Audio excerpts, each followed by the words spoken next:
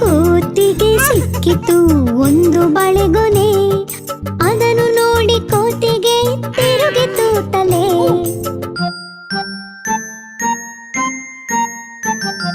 ಥಟ್ಟನೆ ಕೋತಿ ಬಾಳೆಹಣ್ಣುಗಳನ್ನು ಬಿಡಿಸಿ ಅಲ್ಲಿ ಇಲ್ಲಿ ಇಲ್ಲಿ ಅಲ್ಲಿ ಎಸೆಯಿತು.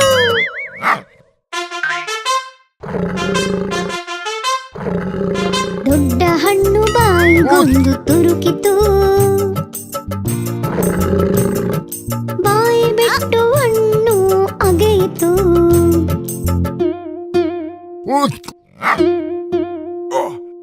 ಒಂದು ಚೂರು ಗಂಟಲಿನೊಳಗೆ ಸಿಕ್ಕಿಕೊಂಡು ಮುಖವು ನೀಲವಾಯಿತು.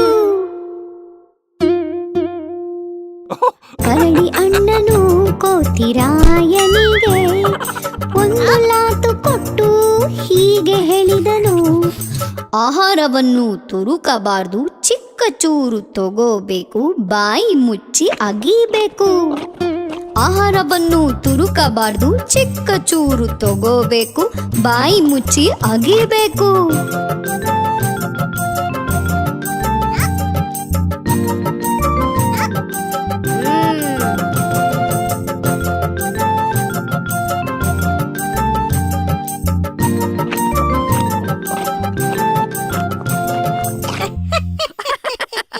ನಾನು ಕೋತಿ ತಿಮ್ಮನಾಗಲ್ಲ, ನಾನು ಚಿಕ್ಕ ಚೂರು ತಗೋತೀನಿ, ಮತ್ತೆ ಬಾಯಿ ಮುಚ್ಚಿ ಅಗಿತೀನಿ, ಮತ್ತೆ ಆಹಾರ ಕೆಳಗೆ ಬೀಳದಂತೆ ಪ್ರಯತ್ನ ಪಡ್ತೀನಿ. ನೀವು ನಿಮ್ಮ ಆಹಾರ ಹೇಗೆ ತಿನ್ನುತ್ತೀರಿ? ಕಮೆಂಟ್ಸ್ನಲ್ಲಿ ಬರೆದು ನಮಗೆ ತಿಳಿಸಿ.